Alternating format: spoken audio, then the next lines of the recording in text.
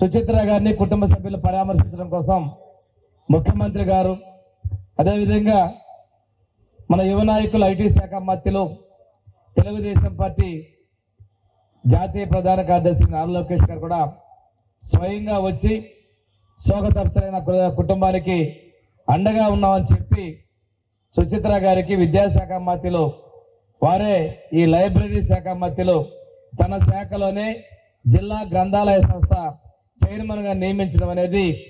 వారు పార్టీ కార్యకర్తలకి ఒక స్పష్టమైనటువంటి సంకేతం ఇచ్చారు. కష్టకాలం ఉన్న కార్యకర్తలకి తెలుగుదేశం పార్టీ అండగా ఉంటుందనేది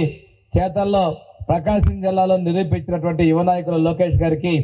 ఈ సభా వేదిక ద్వారా కూడా ధన్యవాదాలు తెలియజేస్తుంటూ, ఈ సభా వేదిక నుంచి వారికి నేను వారి జన్మదినోత్సవ సందర్భంగా శుభాకాంక్షలు తెలియజేస్తూ, తెలుగుదేశం పార్టీ కుటుంబ సభ్యులకి, ఈ రాష్ట్రానికి, భావితరాల ప్రజలకి లోకేష్ గారు సేవలు చాలా విలువంగా ఉండాలని భగవంతుడి ఆశీస్సులు మెండుగా కావాలని కూడా కోరుకుంటా ఉన్నాం.